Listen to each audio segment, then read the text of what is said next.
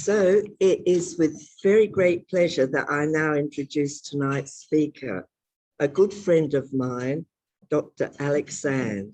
Alex is in Switzerland and he will talk to us via Zoom, which I really hope is going to work. He is a Swiss national and engineer who came to Australia to do his PhD at Murdoch University in Western Australia many years ago, studying renewable energy, remote area power supply. And I first met him at a solar conference in Alice Springs in 2007, where he was a speaker, and I was really impressed with him. We later met up again on the board of the International Solar Energy Society based in Germany. Dr. Zahnd has spent much of his life committed to improving the lives of very poor, marginalized, and hard to reach communities in the upper Himalayas of Nepal. He has spent a significant time living amongst them and learning their needs and how to address them. And for this purpose, he founded RIDS Nepal, Rural Integrated Development Service Nepal. I'll embarrass him by saying that Alex is one of the most selfless and dedicated people that I have ever met. We in Rotary Club of Adelaide have funded part of a project in one of the villages you will hear about today, providing money for 6 pit latrines and 6 smokeless stoves. I hope by the end of this talk, you'll be supportive of how our money was spent and we can continue to fund some of Dr. Zahd's work, which has participation of other Rotary clubs, including one in Switzerland and Nepal. I now hand over to Dr. Zahnd. Thank you very much. Monica, can you hear me? Yes. Yeah, good. Thank you very much, Monica, for that kind introduction. And thank you very much to all of you for the privilege to be able to share what we have been doing together in one of the villages in remote Jumla and the northwestern part of Nepal. I have prepared a short slide show, and I would like to share the screen with you right now. And if it's okay with you, I will be starting right away so that we can spend most of the time discussing afterwards. I hope this is working fine. Let me give you a quick outline of the presentation I prepared for you today. Who is RIDS Nepal? What is the vision and mission of RIDS Nepal? Some facts about Nepal as a country. Poverty has many faces and definitions, and not just Human Development Index numbers, for example. There are multiple needs people demand, and therefore holistic development is a must. I introduce you to the family of 4 and family of 4 plus holistic community development concepts, which we developed in RIDS Nepal. Then we go quickly show you Kaladik, the village you participated in funding some toilets and some smokeless stoves, some examples of some stoves and some pit latrines. RIDS Nepal. RIDS stands for Rural Integrated Development Services, and I established that with some of my long-term Nepali professional colleagues in 2002. I've been in Nepal since 1983, but this NGO we established in 2002 and registered it with the Nepali government. So we are a legal non-governmental organization. RIDS Nepal is a Nepali non-governmental organization registered in 2005 with the Nepal government, so we are recognized as that, a non-profit organization involved in long-term holistic community development projects, field-based research projects, supported by individuals, charities, and philanthropic organizations such as your Rotary Club, for example. So what is the vision? The vision is to improve Nepal's remote, poor mountain communities' overall quality and standard of life through the mission of implementing long-term holistic community development programs planned, designed, realized, and followed up in joint partnership with the local communities within their life's context. We put special focus on the poor, marginalized, and disadvantaged people and communities in very remote, difficult to reach mountain communities in the Nepal Himalayas. Where is Nepal? You can see here is Adelaide, just about at the edge of the ball. We can see here in Nepal, in the midst of the Himalayas. North is China, south is India. And about 70% of Nepal's 30 million people live in rural areas, with estimated about a third of them still so remote and in difficult to access areas that they do not have access to a road nor to the national electricity grid yet. Here a map of Nepal. It's very long, like a sausage. Nepal's Human Development Index is around 0.6 and ranks about 142nd out of 189 countries in the world. About a quarter live still under the poverty line, of which is about $1.90. These numbers vary up and down, but that's roughly about what it is. Kathmandu is the center and still the only place where an international airport is, so everybody coming from abroad will arrive there. Jumla district in the far northwestern country is one of the poor ones, about 110,000 people now, and lies between 2,000 and 5,000 meter altitude. Energy services such as cooking, heating, water heating, and so on are almost 100% done with biomass. And out of the 75 districts Nepal has, Jumla is 69th in regard to poverty, deprivation, socioeconomic and infrastructure development, with a Human Development Index, which I calculated based on our gathered local data, of about 0.4, which would make it one of the poorest, probably 188th or 189th country in the UN HDI list. Let me give you some facts. About 30 million people live in Nepal, 70% probably in about remote rural areas. We had a terrible civil war over 10 years, from 96 to 2007, and we have still a very unstable political government. 50% of the population has no access to clean drinking water, adequate sanitation, and reliable access to electricity. There's a fast growing gap between the poor and the rich, which is unfortunately very common in developing countries.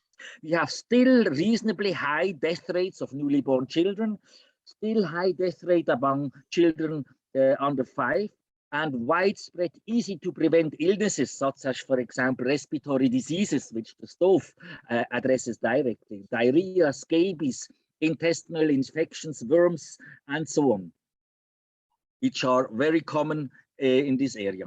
Poverty has many faces and definitions, and cannot easily be defined in mere economic values, figures, as different standards, ethics, expressions of what poverty means are held in different cultures. But what poverty does do, independent of national borders, is manifest itself in the inability to meet human needs such as food, shelter, peace, work, clothing, clean water, sanitation, fuel, healthcare, and education. Poverty denies human beings the chance to live dignified lives with choices and opportunities for change and development.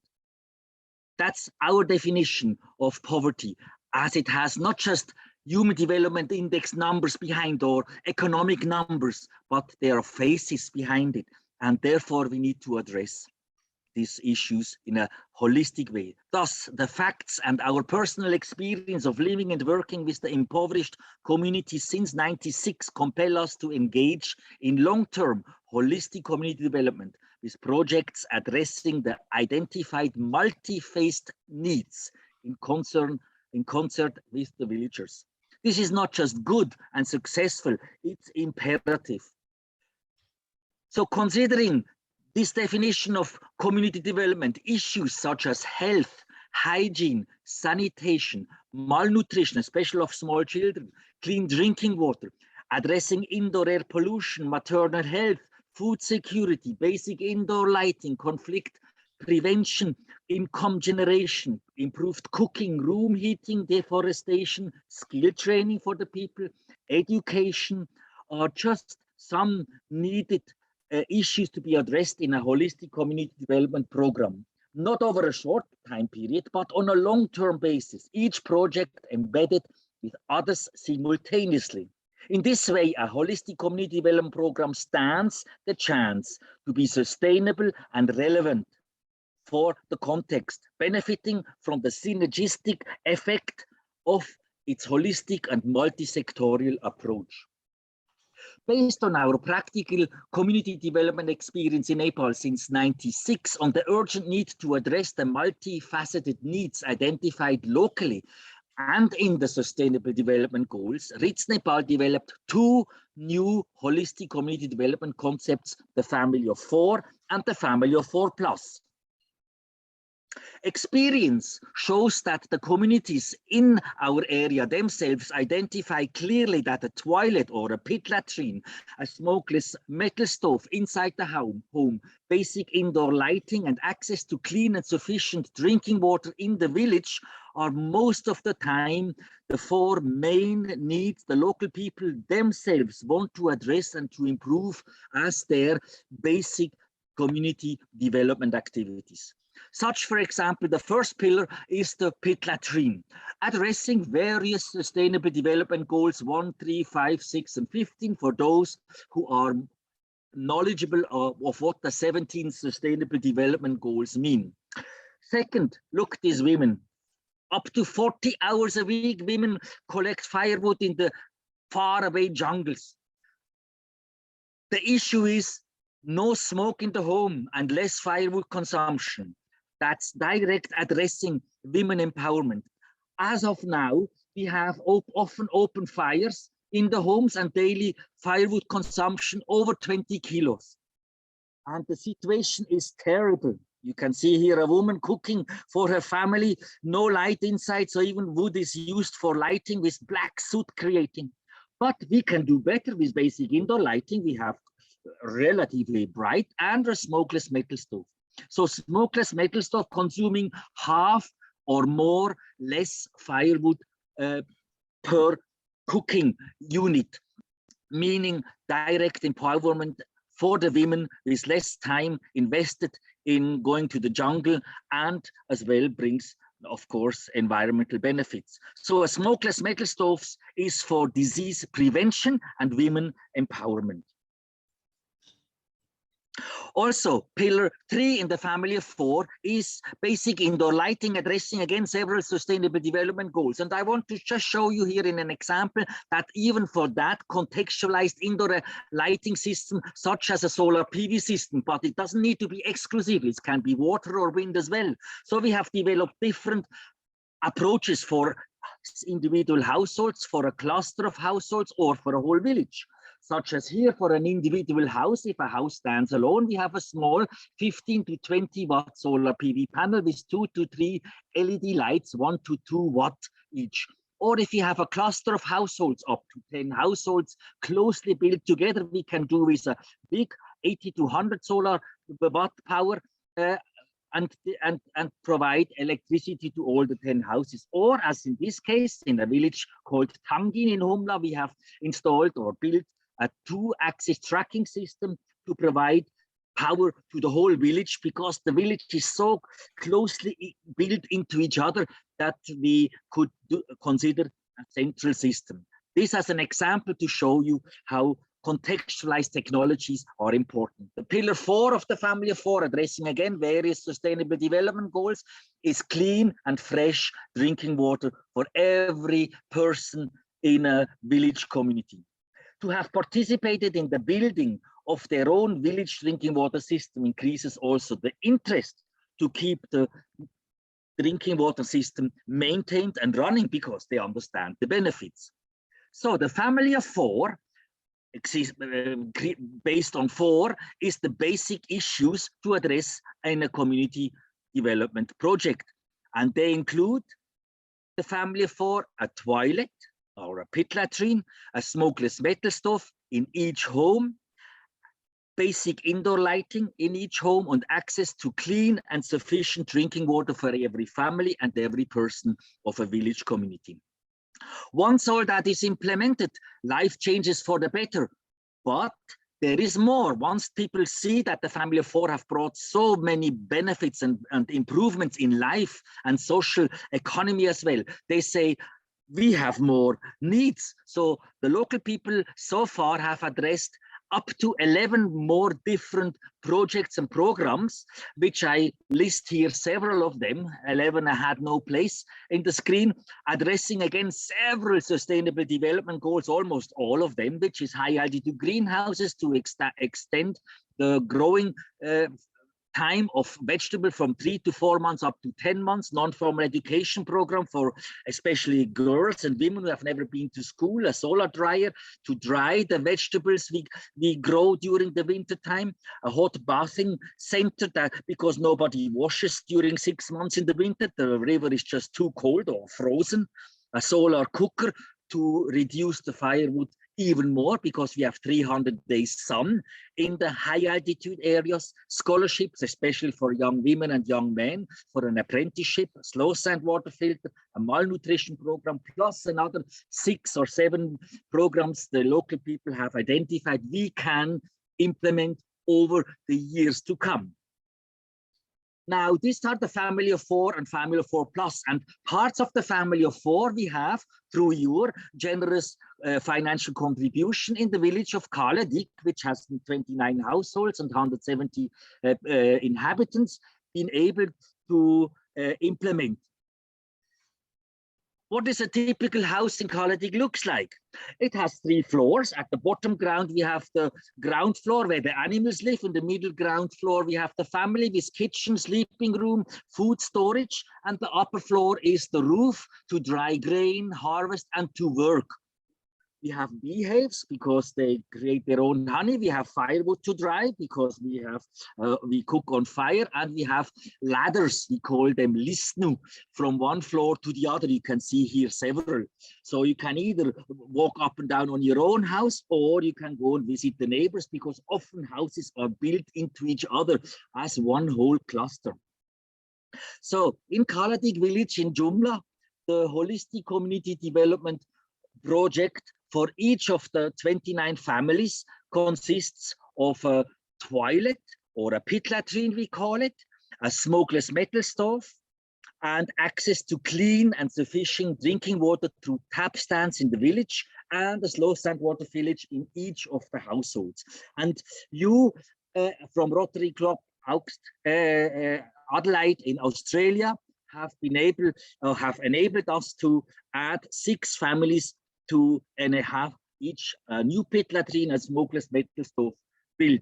Here just an example of a pit latrine newly built with stones, and we train the local people how to do that, how to dig the pit, how to dig the septic tank. And you can see here each house, each pit latrine has a glass fiber pan and has a siphon because we have a drinking water system, we have water to clean. And we have a septic tank, which will be lasting 7 to 8 years, approximate to the average family size, and then will be laid aside for fertilizer in the field. The second program is a smokeless metal stove. Often we still see people using open fires indoors. And you can imagine the women and the small children are the most vulnerable ones because open fires cause high levels of carcinogenic pollutions and respiratory diseases, and particularly endangering small children and women. So therefore, the situation looked not very promising. In the winter, even the whole family stays indoor because it's just too cold, it's frozen, it's sub-zero temperatures. That's how often it looked previously. Now, with that designed smokeless metal stove, which I designed in the late 90s, and we manufacture in Nepal, far away, 5 days transport by truck over the high Himalaya mountains.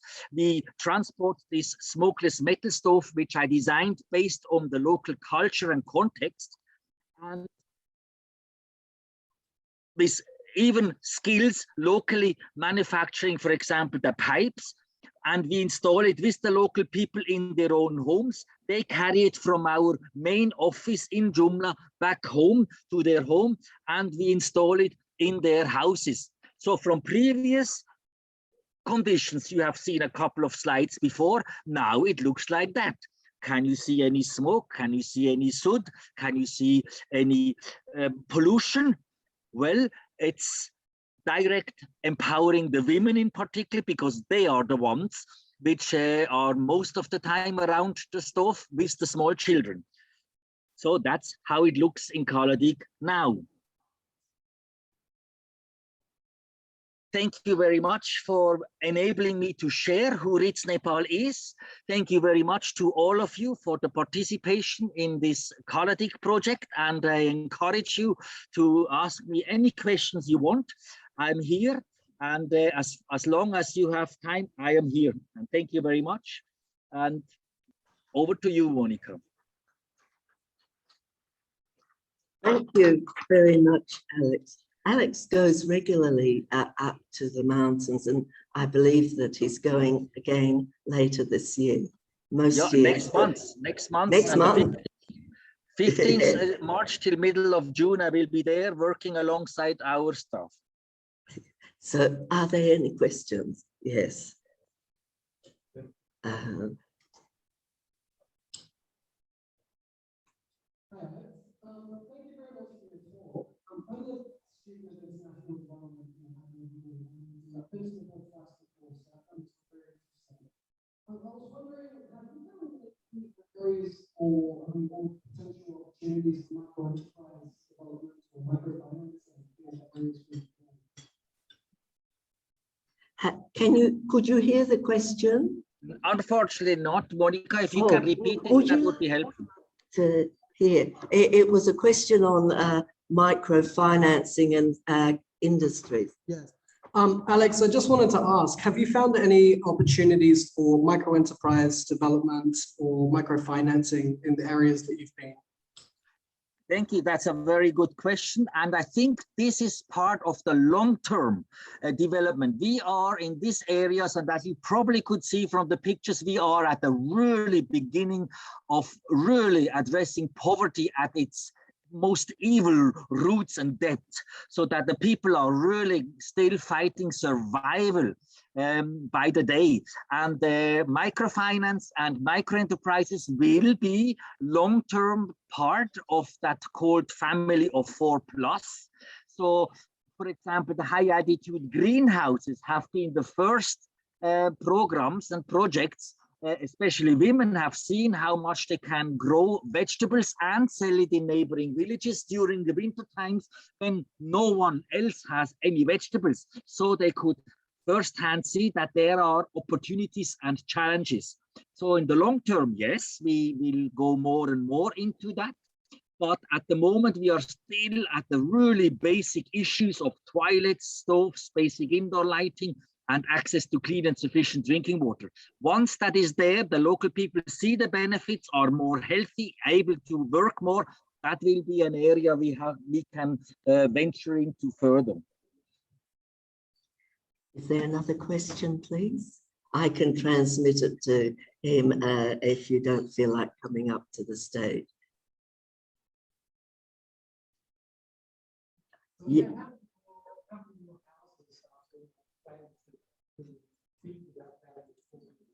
The question is, how many more houses are there to fit with the family of 4 program?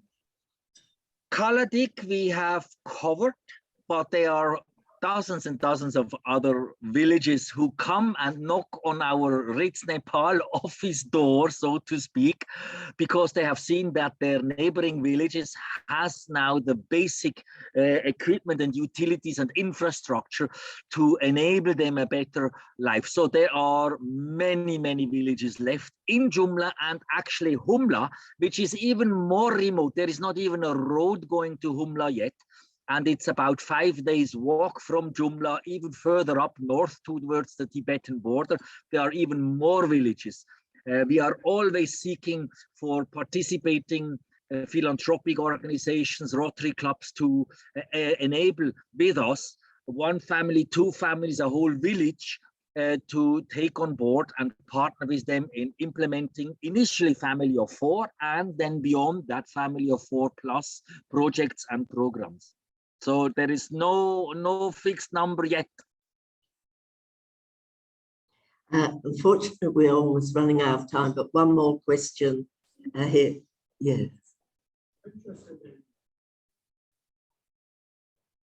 I'm just interested that the speaker mentioned that everybody else in Nepal ran at the same airport. I was wondering if there's an airport tax. I imagine you've got a lot of lessons later, and if there is, how would that distribute? Did you hear the question? No. No. The people that come to Nepal land at the one airport and they have to pay an airport tax. Is there any opportunity for that airport tax to go to these small villages?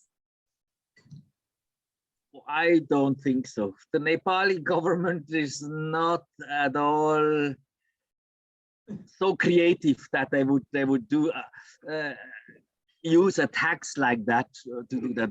These poor remote areas already have by far not sufficient government support in general.